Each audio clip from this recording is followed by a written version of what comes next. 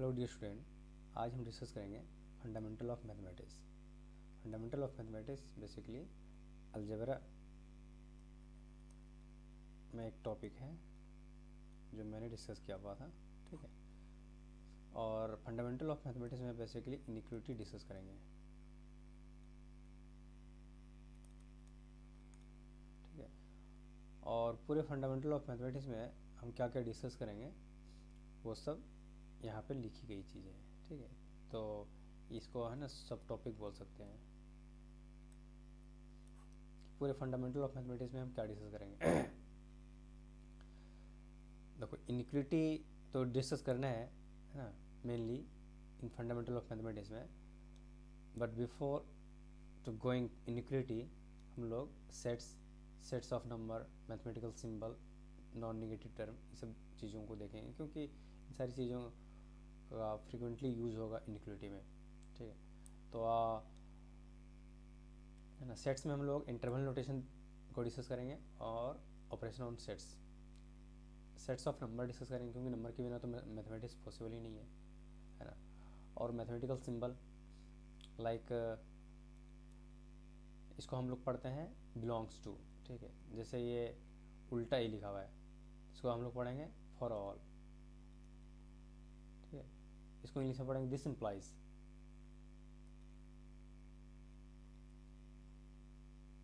ये क्या है, इक्विवेलेंस, ठीक है। ये 3 पैरेलल लाइन,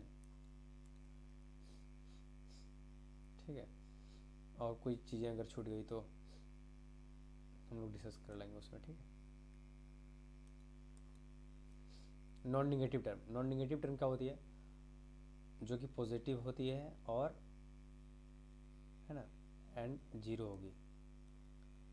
तो नॉन नेगेटिव टर्म क्या क्या होगा, जैसे कि मॉड ऑफ एक्स स्क्वायर और अंडर रूट एक्स। इसको हम लोग क्यों बोलते हैं नॉन नेगेटिव टर्म, हम लोग डिस्कस करेंगे जब नॉन नेगेटिव टर्म इलिस्ट्रेट करेंगे।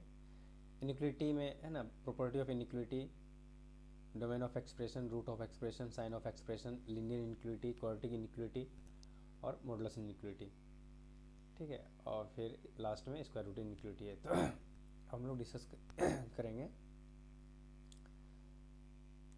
सेट्स में हमें अभी इंटरवल नोटेशन डिस्कस करना है, ठीक है। तो इंटरवल नोटेशन को समझने के लिए हमने सेट्स को 2 पार्ट में डिवाइड किया। एक है कंटिन्यूस सेट और दूसरा है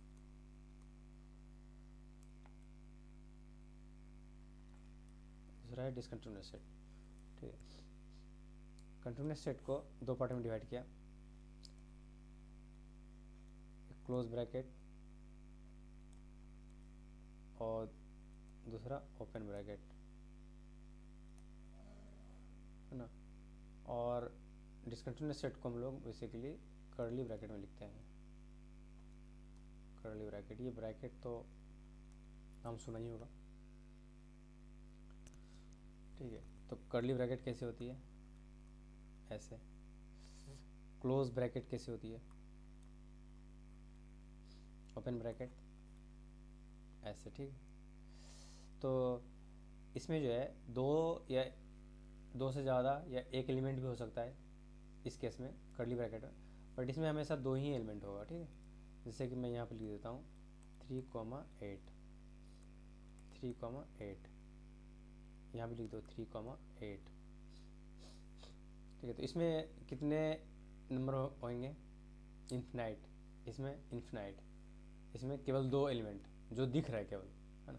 इसमें दिख तो रहा है कि 3 और 8, बट इसमें इन्फिनाइट एलिमेंट है ना। वो कैसे, वो मैं डिस्कस करता हूँ। देखो, इसको हम लोग ग्राफिकल वे में कैसे लिखेंगे ना, वो समझ लेते हैं। तो इसको हमने बेसिकली कंटिन्यूस सेट बोला था, ठीक है। यहाँ पे आप देख सकते हो कंटिन्यूस सेट बोला था। तो कंटिन्यूस सेट बोलने का मतलब है कि जैसे कि ये 3 और 8 इन्फिनिट नंबर है ना, तो यहाँ पे 3 और 8 नंबर लाइन पे डिटेक्ट किया, ठीक है। और 3 और 8 पे क्लोज सर्कल दिया, ठीक है, क्लोज सर्कल मतलब सर्कल क्लोज रहेगी, और बीच में एक लाइन दे दो जो कि कंटिन्यूस लाइन होगी। तो यहाँ पे आप देख सकते हो ये कंटिन्यूस सेट है, तो इन दोनों केस में ना कंटिन्यूस लाइन होगी दो नंबर के बीच में। यहाँ पे देख लेते हैं, ये क्या है, 3 है 8 है, यहाँ पे ओपन सर्कल होगी, इसीलिए हम बोलेंगे ओपन ब्रैकेट। ठीक है, 3 to 8, तो नंबर इंक्लूडेड, सॉरी 3 से 8। तो ये जो लाइन है ना, ये लाइन बता रहा है कि इन्फिनाइट नंबर है 3 और 8 के बीच में ना। इंटीजर की मैं बात नहीं कर रहा कि 4 5 6 7 काउंट कर दिया है ना, इस 3 और 8 के बीच में इन्फिनाइट नंबर है, 3.01 3.11 3.11 है ना, 3.1111। तो इस तरह करोड़ों एलिमेंट है। इसको हम लोग ग्राफिकली कैसे डिनोट करेंगे, 3 है 8 है, जहाँ पे एलिमेंट है वहाँ पे केवल क्लोज सर्कल देना है। ठीक है, तो इसको हम लोग बोलेंगे क्लोज सर्कल। क्लोज सर्कल किसको, इसको, और इसको हम लोग बोलेंगे ओपन सर्कल।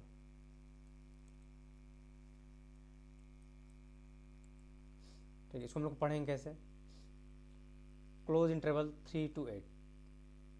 ठीक है, क्लोज इंटरवल 3, 8 ऐसे ही पढ़ सकते हैं, ओपन इंटरवल 3, 8, ओपन इंटरवल 3, 8। ठीक है, curly bracket 3, 8।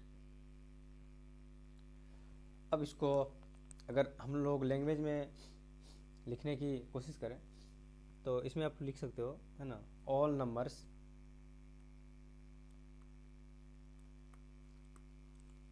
Between 3 and 8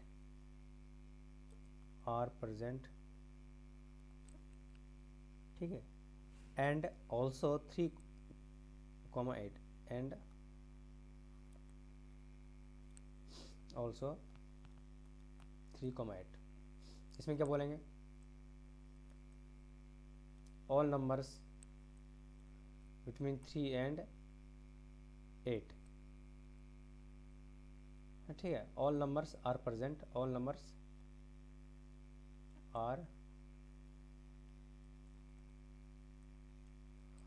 are present between 3 and 8। All numbers are present between 3 and 8। चलो यहाँ पे लिख दिया, कोई दिक्कत नहीं।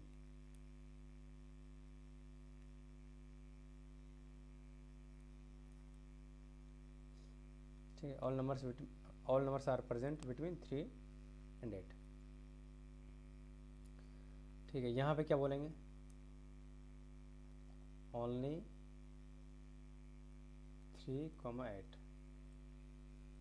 ठीक है, इसको अब अगर एनालिटिकल वे में लिखना चाहें है ना, तो कैसे लिखेंगे, देखो 3 से ज़्यादा है ना, 8 से कम है। 3 से ज़्यादा है तो अगर हम वेरिएबल को x माने, 3 से ज़्यादा है ना, x इज़ ग्रेटर देन 3, और 8 से कम है। यहाँ पे क्लोज सर्कल है ना, इसका मतलब क्या हुआ कि 3 एंड पॉइंट जो है वो इंक्लूडेड है, तो 3 और 8 भी इंक्लूडेड है, इसको ऐसे लिखा। ठीक है, इसका हम मीनिंग बताएंगे। और यहाँ पे x greater than 3 less than 8। ठीक है, और यहाँ पे x equal 3, 8।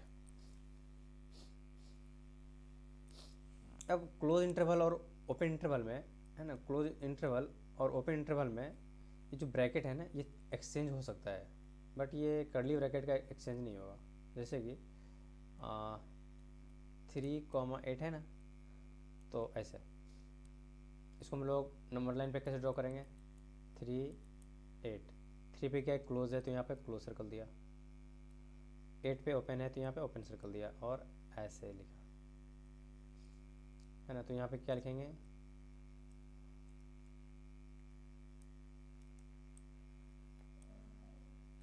All numbers between 3 and 8 are present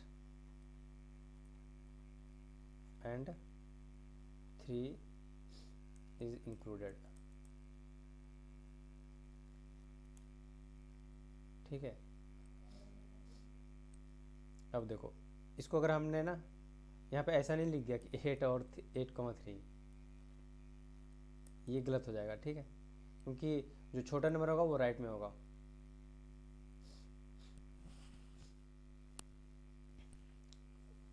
sorry, जो छोटा नंबर होगा है ना वो लेफ्ट में होगा और जो बड़ा नंबर होगा वो राइट में होगा, ठीक है। तो ऐसे नहीं लिखेंगे, है ना। अब इसको हम लोग ऐसे पलट के भी लिख सकते हैं। 3,8 यहाँ पे ओपन दे दो, यहाँ पे क्लोज दे दो। तो इसको कैसे डिनोट करेंगे नंबर लाइन पे? 3 है, 8 है, 3 पे क्या ओपन है तो यहाँ पे ओपन सर्कल देना है, 8 पे क्लोज है तो क्लोज सर्कल देना है, और ये कंटिन्यूस लाइन, ठीक है।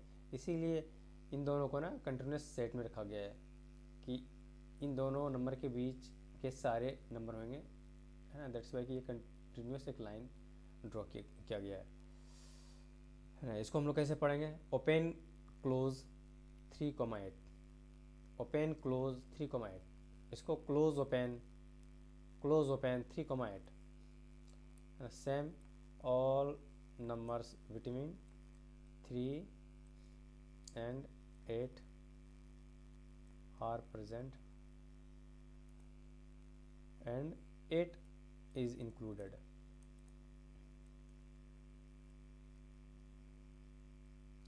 ठीक है, जो एक्सक्लूडेड है उसके बारे में बात नहीं करनी है, ठीक है। अब जैसे कि 3,8 ओपन, यहाँ पे कर्ली ब्रैकेट ले, इसका कोई मीनिंग नहीं है। 3,8 यहाँ पे क्लोज, यहाँ पे कर्ली ब्रैकेट दे दिया, या फिर कर्ली ब्रैकेट किसी भी साइड दे दिया, उसका कोई मीनिंग नहीं है, ठीक है।